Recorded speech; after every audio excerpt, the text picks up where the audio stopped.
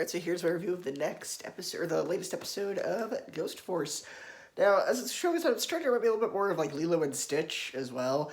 How there's always like in Lilo and Stitch, there was always like an experiment activation. There's always some sort of like ghost activation, and it's usually like under the radar, and they don't realize what's going on. Kind of reminds me of that. It's clear that these episodes are being aired or at least told out of order because there's a few like random things that happen. So the first episode, I thought the first half was really good with the water tower ghost. It was really cool how they made the top of the water tower look like a hat, and then the legs were, I was like, that was a really, really cool design. That was very, very clever, and how he can multiply himself and everything. That was really good. And then the second half of the episode is a ghost that is basically just spewing stink clouds everywhere. And this is why it kind of reminded me of Lilo and Stitch, because there's an episode, because the part of the episode is the lady who they work with who tells them everything is like, oh, it's this type of ghost. It also is a little bit like Pokemon, but Pokemon and Lilo and Stitch are kind of the same thing.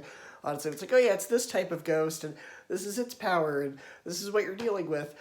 But what kind of weird, it's clear these episodes are being told out of order because there's a lot of stuff that happens towards the end of this episode that feels very Deus Ex Machina and isn't established.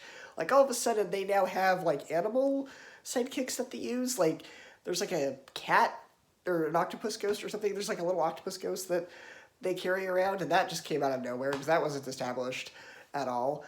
And then suddenly there's, like, this robot now that they are using their psychic as like a fourth member of their team, but he's only charged up and he's only used in like extreme situations. Like, this is sort of coming out of nowhere. It seems like they're sort of randomly just pulling things out of nowhere just for the sake of like telling the story. So these episodes kind of felt very Deus Ex Machina with some of the endings because nothing about these episodes was kind of established.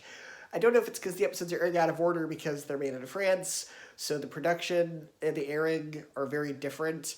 Because Ladybug had that problem too in the later seasons where suddenly there's a new superhero character and we don't see their origin story until like 4 episodes later, so that's probably what's going on. I wish they would tell these episodes in order because it's very confusing, but I'm still really enjoying... I'm still very much enjoying the show. I'm excited to see where it goes.